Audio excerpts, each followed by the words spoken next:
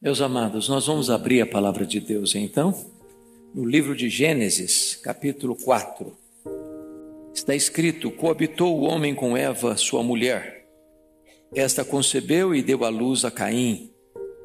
Então disse: adquiri um varão com auxílio do Senhor. Depois deu à luz a Abel, seu irmão. Abel foi pastor de ovelhas e Caim lavrador. Aconteceu que no fim de uns tempos trouxe Caim do fruto da terra uma oferta ao Senhor. Abel, por sua vez, trouxe das primícias do seu rebanho e da gordura deste. Agradou-se o Senhor de Abel e de sua oferta, ao passo que de Caim e de sua oferta não se agradou. Irou-se, pois, sobremaneira Caim e descaiu-lhe o semblante. Então lhe disse o Senhor: por que andas irado? E por que descaiu o teu semblante? Se procederes bem, não é certo que serás aceito? Todavia, se procederes mal, eis que o pecado jaz à porta. O seu desejo será contra ti, mas a ti cumpre dominá-lo. Disse Caim a Abel, seu irmão: vamos ao campo. E estando eles no campo, sucedeu que se levantou Caim contra Abel, seu irmão, e o matou. Disse o Senhor a Caim: onde está Abel, teu irmão? Ele respondeu: não sei. Acaso sou tutor de meu irmão? E disse Deus: que fizeste? A voz do sangue de teu irmão clama da terra a mim. És agora, pois, maldito por sobre a terra, cuja boca se abriu para receber de tuas mãos o sangue de teu irmão. Quando lavrares o solo, não te dará ele a sua força. Serás fugitivo e errante pela terra. Então disse Caim ao Senhor: é tamanho o meu castigo que já não posso suportá-lo. Eis que hoje me lanças da face da terra, e da tua presença hei de esconder-me. Serei fugitivo e errante pela terra. Quem comigo se encontrar me matará. O Senhor, porém, lhe disse: assim qualquer que matar a Caim será vingado 7 vezes. E pôs o Senhor um sinal em Caim, para que o não ferisse de morte quem quer que o encontrasse. Retirou-se Caim da presença do Senhor e habitou na terra de Nod, ao oriente do Éden. Eu quero conversar com vocês, meus irmãos, nesta noite sobre o tema cuidado. Cuidado com seus sentimentos. A família é o palco das nossas maiores alegrias, e a família é o palco das nossas maiores tristezas. É o cenário das nossas festas mais robustas e também o território dos nossos dramas mais pesados. O nosso problema não é o outro. O nosso problema não está fora de nós. O nosso problema somos nós mesmos. E o nosso maior inimigo é aquele que nós vemos diante do espelho. No capítulo 3, Eva caiu e foi vencida pelo diabo. No capítulo 4, Caim é vencido pela carne. No capítulo 3, Eva é seduzida a pecar. No capítulo 4, Caim não aceitou ser dissuadido pelo pecado, nem mesmo por Deus. Não confessou o seu pecado, nem aceitou a disciplina divina. Então eu quero, olhando para esse texto, tratar deste tema: cuidado com seus sentimentos. Em primeiro lugar, esses sentimentos transpiram dentro da própria família. Vejam vocês que a família de Adão e Eva é uma prova irrefutável da malignidade do pecado, daquilo que os teólogos chamam de depravação total. O que nós falamos hoje? Talvez embarcando na ideia de John Locke, que o homem é uma tábua rasa, uma folha em branco, que o homem é produto do meio. que o homem é mau porque o meio o influenciou para tal. Mas convenhamos, o problema de Caim, o lar de Abel, o lar de Adão e Eva, não tinha influência externa. Não tinha. Não tinha violência. Não tinha tráfico de drogas. Não tinha injustiça social. Não tinha descalabro dos costumes. Adão e Eva não tinham avós. Não tinham tios. Não tinham primos. Não tinham amigos. Não tinha sogra.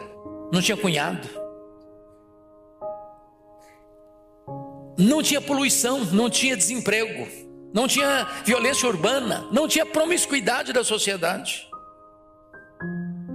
O pecado não estava do lado de fora, o pecado estava dentro do coração de Caim. Às vezes nós queremos culpar. Nós estamos vivendo uma época que pecado não é chamado de pecado, e as pessoas querem lidar com o pecado com libertação.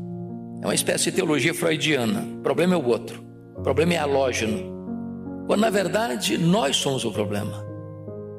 Aqui dentro está o problema. As causas do desastre da família não vêm de fora, vêm de dentro. Segundo aspecto, a família de Adão e Eva prova que nem todos sabem lidar com os sentimentos. Porque vejam vocês que Caim e Abel nasceram do mesmo ventre, beberam do mesmo leite, foram instruídos pelos mesmos pais, nas mesmas circunstâncias. Caim e Abel sugaram as mesmas verdades, receberam a mesma carga genética, ouviram os mesmos ensinamentos, cresceram no mesmo lar. Mas a Bíblia diz que Caim era do maligno. Está lá em 1 de João, capítulo 3, versículo 12. Ele era do maligno, enquanto Abel era um homem piedoso. Caim era um hipócrita, Abel um servo fiel de Deus. Abel amava a Deus de verdade, Caim amava a si mesmo. Abel procurava agradar a Deus, enquanto Caim procurava agradar os seus caprichos. E aqui, meus amados irmãos, está o ponto, que na mesma casa, um pode desenvolver um sentimento terrível, o outro pode cultivar uma vida de piedade.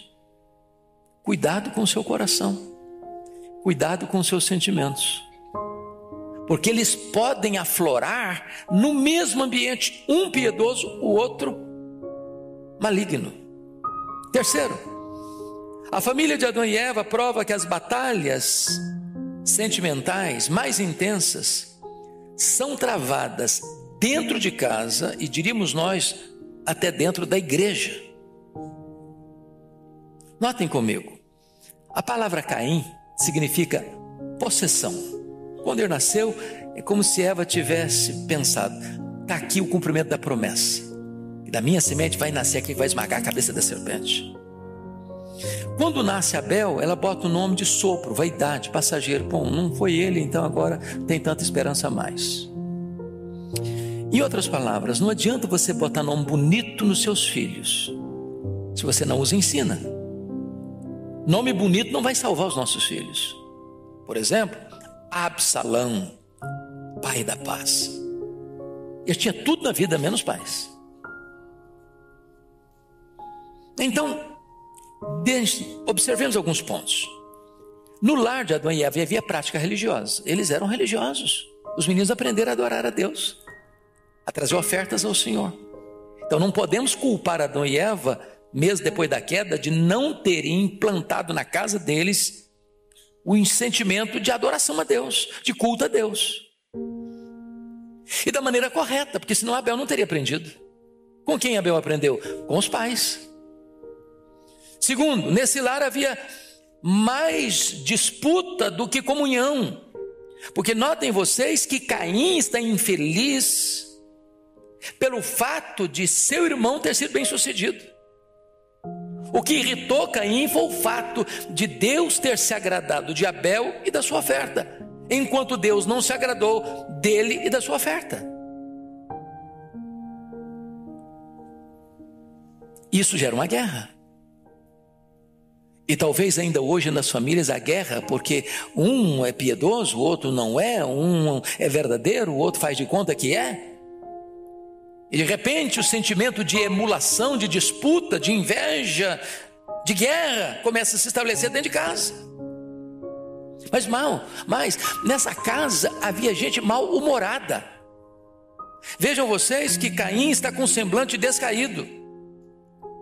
O coração dele está envenenado pela ira. E eu acho isso muito curioso, porque o verso 6 diz: porque andas irado. Não era uma ira que veio e vai embora, não era um rompante de ira, não, era uma ira permanente, constante. Está encharcado de ódio. Nesse lar havia inveja avassaladora. No lar de Adão e Eva, a inveja mostrou sua carranca, porque agora os filhos não são unidos, eles não têm diálogo. O Caim está invejando Abel, e a inveja, meus irmãos, é um problema gravíssimo, porque os filhos não são iguais. Quem tem mais de um filho aqui sabe disso. Os filhos não são iguais, como iguais não são os dedos da mesma mão. Tem filho que você olha para ele, não precisa falar mais nada, só olhou, tá bom. O outro você fala e grita e ele não escuta. Mas são irmãos de sangue. E aí você percebe que a inveja pode adoecer um coração, como aconteceu com Davi e Saul. Você já percebeu que uma música nas paradas de sucesso das FMs de Israel é que enlouqueceu Saul? E uma loucura que perdurou.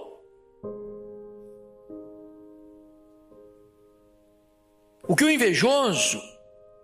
problema do invejoso é que ele quer não o que o outro tem. O invejoso não quer o que o outro tem. O invejoso não quer que o outro tenha. O invejoso, ele não apenas cobiça o que é do outro, ele deseja destruir o outro. A cobiça foca em coisas, a inveja em pessoas. É muito curioso isso. Deixa eu ilustrar. Vocês acompanharam, alguns aqui certamente, agosto de 1990. O Iraque invadiu o Kuwait e matou muitos ricos cidadãos daquele país. Sob pressão internacional e o ataque dos americanos, Saddam Hussein retirou-se do Kuwait em fevereiro de 1991. Mas antes de sair do Kuwait, Saddam Hussein ateou fogo nos poços de petróleo, dos quais ele não podia usufruir, e poluiu as praias que ele tinha que abandonar. Não basta sair, eu tenho que destruir, porque eu não me contento em ter o que você tem, eu não quero que você tenha nada. Esse é o espírito de Caim. Agora, se você pensa que Caim está há 6.000 anos de nós, o Caim não só está entre nós, o Caim está dentro de nós. Cuidado com seus sentimentos. Segundo ponto que eu quero destacar é que os sentimentos, eles transpiram até mesmo na adoração a Deus. Isso é dramático e triste, porque adorar a Deus foi a razão pela qual nós fomos criados, não é isso? Essa é a primeira pergunta do nosso catecismo. Qual o fim principal do homem? O fim principal do homem é glorificar a Deus e gozá-lo para sempre. Então você foi criado para adorar a Deus. Agora, veja você, antes de Deus aceitar o seu culto, Ele precisa aceitar a sua vida. O problema de Caim é que ele separou uma coisa que não pode ser separada. Ele pensou que culto é aquilo que ele oferecia para Deus. Mas em vez de trazer a vida para o altar, ele trouxe a oferta. E como a vida não estava certa, Deus rejeitou a oferta. Porque a Escritura diz com toda a total clareza, olha comigo por gentileza, versículo de número 4. Abel, por sua vez, trouxe das primícias do seu rebanho e da gordura deste, agradou-se o Senhor de Abel e da sua oferta. Não diz que Deus se agradou da oferta e de Abel, Deus se agradou de Abel e da oferta. Porque a vida precede a oferta, a vida é a base da oferta, a vida referenda a oferta, a vida é o avalista da oferta. Agora notem, na mesma toada, o texto vai nos dizer no versículo 5, ao passo que de Caim e de sua oferta não se agradou. Por que Deus não agradou da oferta? Em primeiro lugar, porque Deus não agradou do ofertante. Em outras palavras, Deus está mais interessado em quem nós somos do que no que nós fazemos. Vida com Deus precede trabalho para Deus. A oferta que Deus agrada é a nossa própria vida. Por isso Paulo, escrevendo aos Romanos, disse: não vos conformeis com este século, mas transformai-vos pela renovação da vossa mente. E ele mostra a necessidade de você oferecer o seu corpo como sacrifício vivo, santo e agradável a Deus. Agora, por que Deus não aceitou Caim? E consequentemente não aceitou sua oferta? A Bíblia responde, primeiro, 1 João 3,12, ele era do maligno. Quem comandava a vida dele não era Deus, era o maligno. Segundo, versículo 5, ele era mal-humorado, semblantes caiu. Terceiro, ele era um homem irado, não de acessos de raiva, não, ele permanentemente estava irado, ele andava irado. Quarto, versículo 5, ele era invejoso, ele não suportou que o irmão foi aceito e ele não.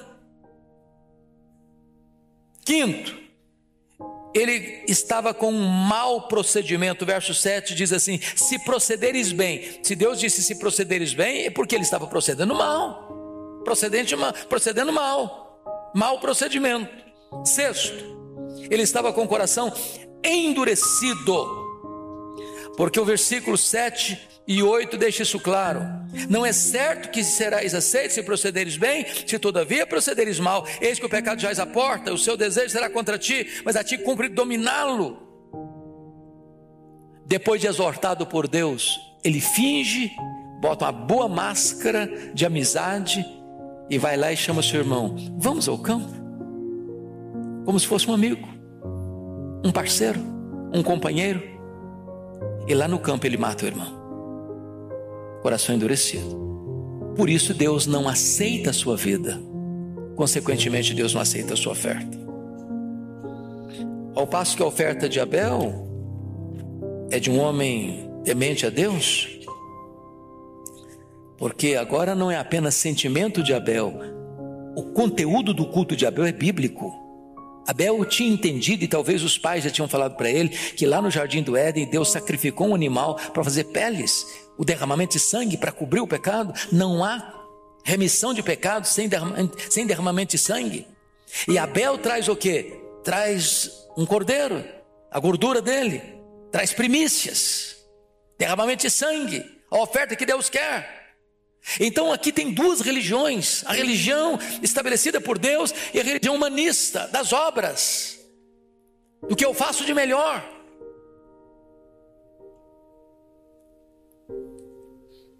A oferta de Abel era apropriada, porque a oferta de Abel tipificava o sacrifício de Cristo, enquanto a de Caim tipificava os melhores esforços humanos, mérito humano.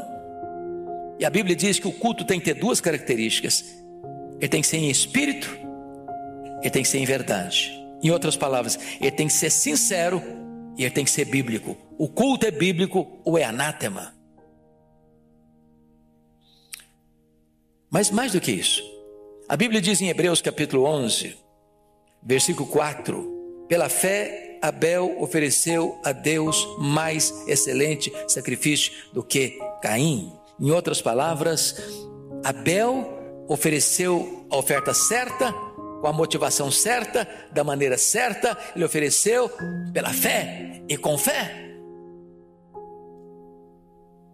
A religião do Abel é a religião verdadeira, estabelecida por Deus. O culto que ele prestou é o culto prescrito por Deus. Nós não temos o direito de cultuar a Deus do nosso jeito, da nossa maneira, com as nossas inovações. Deus requer ser adorado do jeito que Ele mesmo estabeleceu em sua palavra que deva ser adorado. Mas Caim nada fez disso. A religião dele é a religião da perseguição e do ódio. Vamos ao terceiro ponto da mensagem. Cuidado com seus sentimentos, porque eles se agravam e muito quando você despreza as advertências de Deus.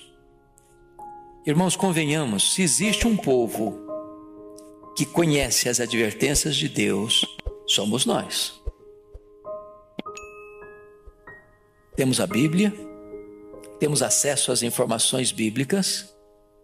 Se você é um assíduo frequentador dessa igreja, essa igreja tem 5 atividades de ensino da Bíblia todo domingo. Ou o pastor Erival diz, é quase um posto de Ipiranga, todo dia está aberto, todo dia tem atividade.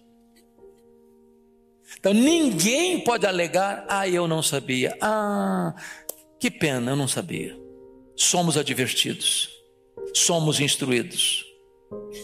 Mas vejamos, Caim é chamado ao arrependimento, mas ele endurece o coração. Leia comigo mais uma vez, versículos 6 e 7. Toda a igreja em voz alta, por favor, 6 e 7, vamos juntos. Então lhe disse o Senhor: por que andas irado? E por que descaiu o teu semblante? Se procederes bem, não é certo que serás aceito? Se todavia procederes mal, eis que o pecado jaz à porta. O seu desejo será contra ti, mas a ti cumpre dominá-lo. Então veja bem que Deus está apelando para ele no campo da razão. Ô Caim, você não está procedendo bem? Ô Caim, muda a sua vida. Muda, Caim. Se você proceder bem, se você me obedecer, se você fizer do jeito que eu quero, se a sua vida for corrigida, se a sua oferta for corrigida, você vai ser aceito também, Caim. Eu quero aceitar você, mas tem que ser do meu jeito, Caim. Ele foi exortado, Deus avisou, Deus advertiu, e Deus adverte a você e a mim também. Deus coloca outdoors, Deus coloca placas, Deus coloca placas de neon para a gente olhar, observar. Olha, não é desse jeito, não é dessa maneira, não é por esse caminho, não é dessa forma. Meu filho, corrija a sua vida, corrija a sua rota, corrija a sua conduta, cuidado. Faça o que é certo. Fuja, meu filho, fuja do pecado. O pecado é uma serpente que está de bote armado para te pegar. Convenhamos, nós somos fracos, muito fracos.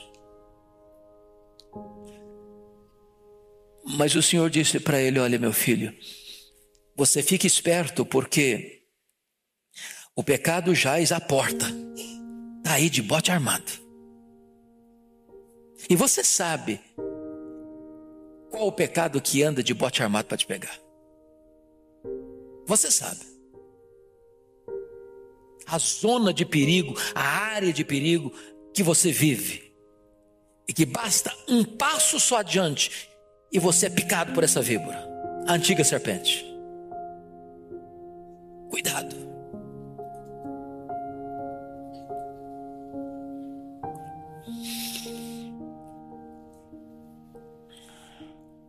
Mas o Caim não quis escutar as advertências de Deus. Ao contrário, ele consumou o pecado de ira constante que estava no seu coração, de ciúme e de inveja que estava dominando a sua alma. Caim, em vez de voltar-se para Deus, ele fugiu de Deus. E ao fugir de Deus, ele usou máscaras para esconder e ao mesmo tempo consumar o seu pecado. Primeiramente, a máscara da mentira, da traição e da hipocrisia. Leia o verso 8 comigo, toda a igreja, por gentileza. Disse Caim a Abel, seu irmão: vamos ao campo. Estando eles no campo, sucedeu que se levantou Caim contra Abel, seu irmão, e o matou. Oh, irmãos amados, olha que coisa impressionante. Disse Caim ao seu irmão: vamos ao campo. As palavras são aveludadas. As palavras são de amizade, de fraternidade, de companheirismo. Mas o coração está envenenado. O coração é perverso. E preste atenção nisso. Sempre que há um abismo entre o coração e a língua, estamos em perigo. Sempre que a nossa boca fala o contrário do que o nosso coração está sentindo, nós nos tornamos atores, hipócritas, e potencializamos o perigo para a destruição da nossa própria vida. Agora notem, não é aquele crime, pastor Ivan, que poderíamos chamar de um crime passional. O cara é tomado por um fogo de raiva, numa briga, numa confusão, e na loucura da confusão ele vai lá e mata. Puxa vida, que besteira que eu fiz. Não, ele planejou. Ele está virado constantemente. Ele foi advertido: não faça, meu filho, fuja do pecado, meu filho, fuja do pecado. E ele está lá cozinhando aquele negócio. Ele maquinou, ele planejou, ele arquitetou, ele pensou, ele refletiu, e ele consumou o seu pecado. Não porque Abel era mau, mas porque Abel era bom. Não porque Abel era ameaça para ele, porque Abel era um exemplo para ele. A luz de Abel cegou Caim. E aí vem a máscara da violência.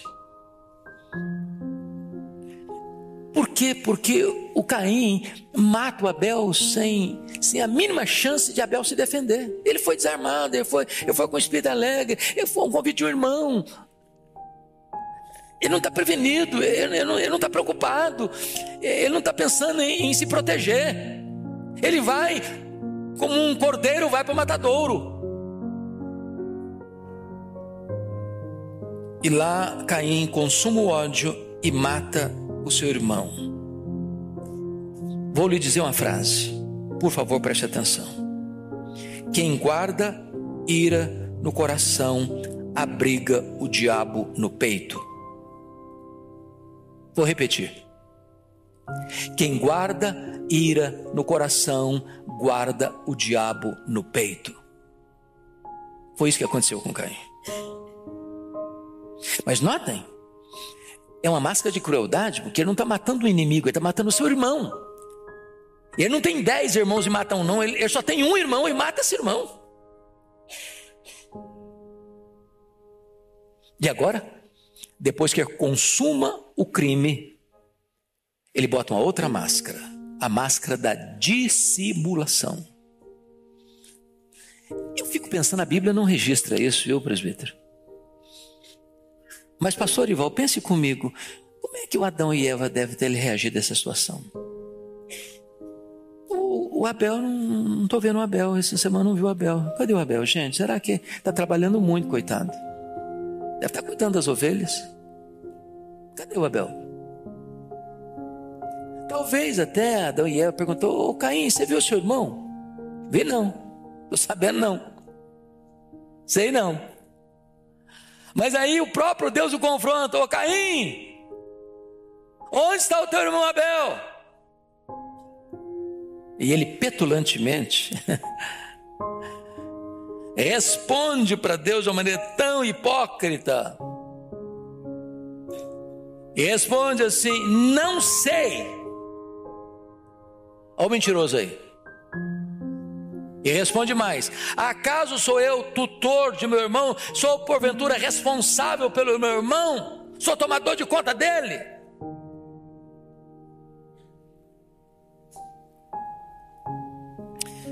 Notem vocês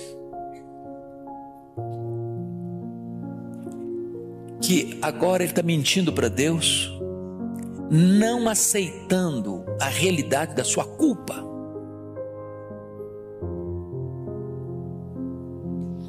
Agora, eu pergunto a vocês, tem como a gente dar desculpa para Deus?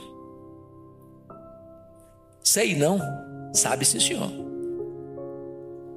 Só porventura tutor do meu irmão? Você não é só tutor não, você é assassino do seu irmão. E tem mais, o sangue do seu irmão está clamando.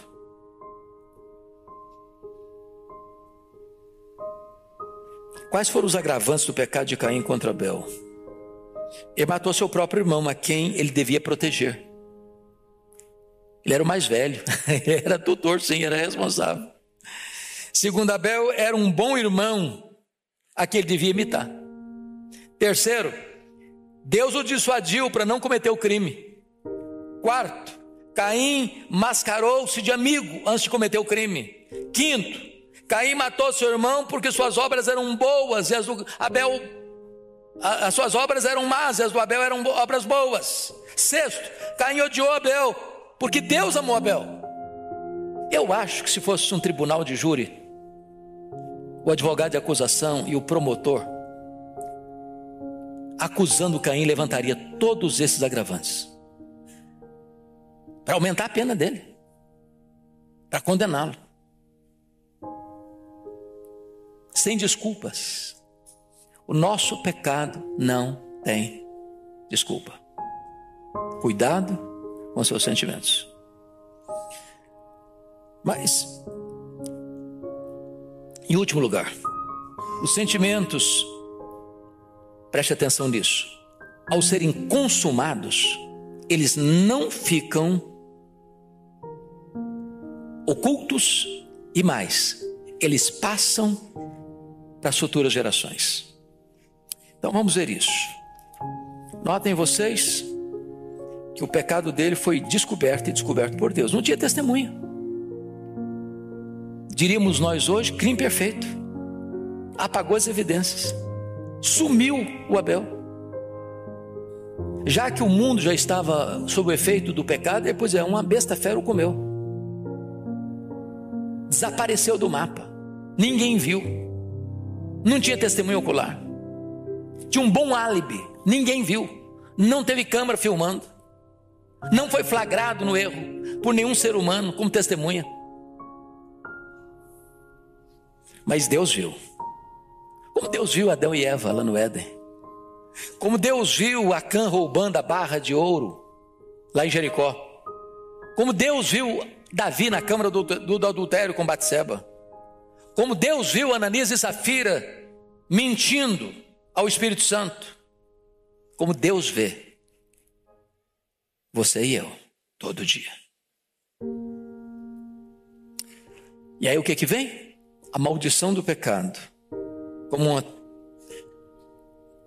um peso terrível ao transgressor.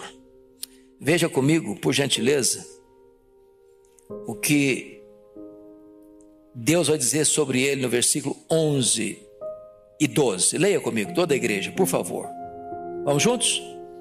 És agora, pois, maldito por sobre a terra, cuja boca se abriu para receber de tuas mãos o sangue de teu irmão. Quando lavrares o solo, não te dará ele a sua força. Serás fugitivo e errante pela terra. Não é brincadeira ter esse nome, né? Lembra que quando houve a queda lá no Éden, Deus disse maldita serpente? Deus não disse maldita mulher, mas diz no meio de dor darás filhos. Aí Deus diz maldita é a terra por tua causa, Adão. Mas agora Deus está dizendo para o Caim, tu és maldito. Já pensou uma marca dessa? Maldito. Aí Deus está dizendo mais, que onde ele plantasse, ele era lavrador, lavrador planta e colhe, a terra não seria favorável a ele. Mas pior, ele seria errante. Sabe o que é uma pessoa errante? Nunca chega, nunca tem paz, nunca tem pouso, nunca tem estabilidade, nunca a alma está pacificada. Assim como a ira dele era constante, a angústia dele será constante. A paga do pecado, terrível. Agora versículo 12. Veja você que ele é um homem desinstalado, ele está fugitivo. Agora notem comigo a reação dele. Irmãos, isso aqui é triste demais. Olha o verso 13, leia toda a igreja comigo o verso 13, por favor. Então disse Caim ao Senhor: é tamanho o meu castigo, já não posso suportá-lo. Qual o problema do Caim aqui? O problema do Caim aqui é que ele não se arrepende. Ele está com muito pesar, não é porque ele cometeu um crime, cometeu um pecado, matou o irmão. Ele está com muito pesar, ele está muito triste. Por quê? Porque ele acha que a penalidade sobre ele foi grande demais. Ele está triste das consequências e não do pecado. Aqui tem um ponto vital. O verdadeiro arrependimento vê o pecado como problema. É a história do ladrão que chora porque foi pego com a boca na botija. Se a polícia não pegasse, ele não estava triste, não estava chorando. Ele não está triste porque roubou, ele está triste que foi pego no roubo. Quando você lê as confissões de Davi, o Davi confessa verdadeiramente: eu pequei, o problema é o meu pecado. A consequência, eu vou sofrer por causa da consequência, mas a minha tristeza é porque eu pequei.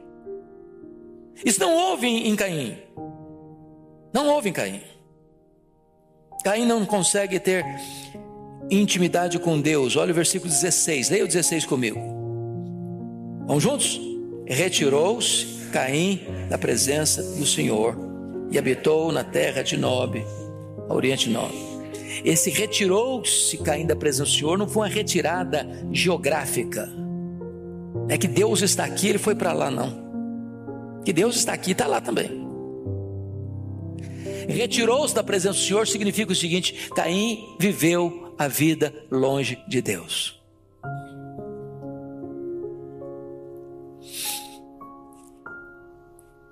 Meus irmãos, a situação se agrava um pouco mais agora, porque você vai perceber verso 23. Agora nós vamos ler o verso 23, porque nós estamos falando da quarta geração, da descendência de Caim. Vamos ver como é que tem a influência na família. O pecado não tratado, o pecado não arrependido, o pecado não confessado, o pecado não abandonado pode reverberar para dentro da nossa casa, para dentro da nossa família e trazer muitos estragos em outras gerações. Então, leia comigo o verso 23, por gentileza, toda a igreja. E disse Lameque às suas esposas, Ada e Zilá: ouvi-me, vós mulheres de Lameque, escutai o que passa a dizer-vos. Matei um homem porque ele me feriu, e um rapaz porque me pisou. Só até aqui. Agora preste atenção. Descendente de Caim começa com a bigamia, e daí vai desembocar em poligamia, e vocês conhecem a história dos desastres que é o abandono do princípio de Deus da monogamia para bigamia e poligamia. Segundo, Lameque vai se tornar um homem tão violento quanto Caim. Matei um homem porque me feriu. Comigo, se me ferir, vou pagar na mesma moeda. Um rapaz porque me pisou. Ou seja, o camarada não mata um só não, mata outro. O assassinato vai se tornar uma coisa comum dentro da família de Caim.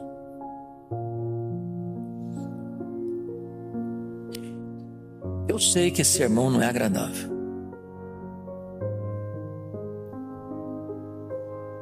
E eu nem quero receber um tapinha nas costas no final do culto.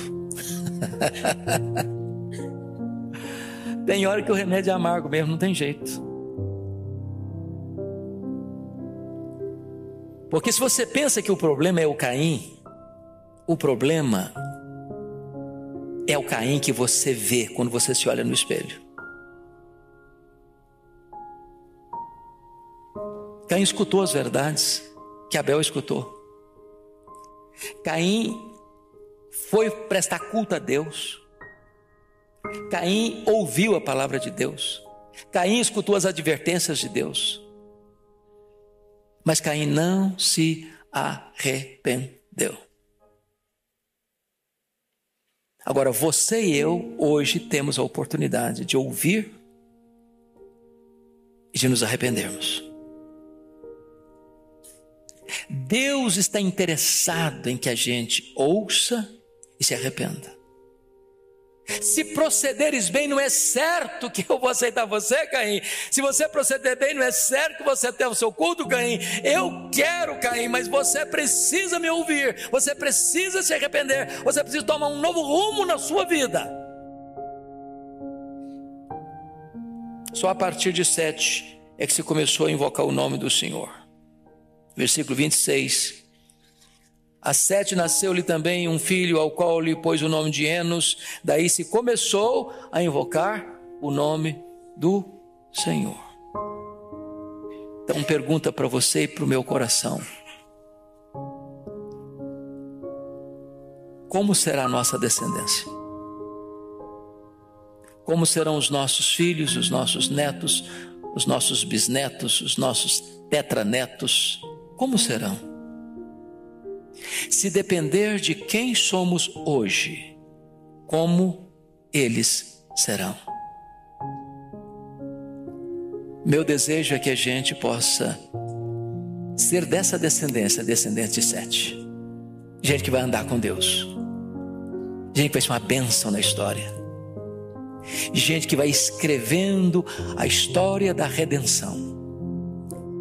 Gente que por onde passa vai aspergindo o perfume de Cristo. Por onde passa vai espargindo a luz de Cristo. Por onde passa vai aspergindo e espalhando a bênção do Evangelho de Cristo. A transformação da glória de Deus na nossa vida e na nossa descendência. Mas o alerta está feito. Cuidado com seus sentimentos. Curva sua fronte. Vamos orar.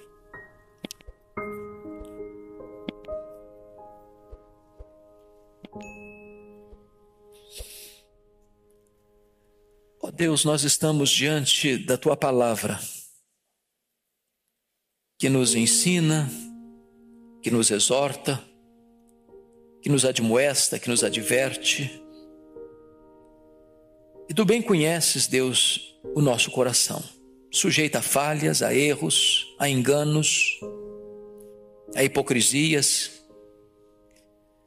E o que nós pedimos nesta noite, Deus, é que Tu trates conosco, com graça, com misericórdia. Que nos quedemos humildes diante da autoridade da Tua palavra. Que jamais venhamos a ter uma postura como a de Caim, de dissimulação, de mentira, de engano, de farsa. Tem misericórdia de nós, ó Deus, e dá-nos um coração quebrantado, porque este é o coração que Tu não rejeitas. Dá-nos o arrependimento para a vida. Dá-nos um coração disposto a Te honrar e a Te obedecer. Que a nossa descendência seja bem-aventurada na terra. Que nós caminhemos na linhagem de 7 e não na linhagem de Caim. E que a Tua bênção seja sobre a nossa vida, sobre a nossa casa, sobre a nossa família, sobre a nossa igreja, sobre as futuras gerações. Em nome de Jesus. Amém.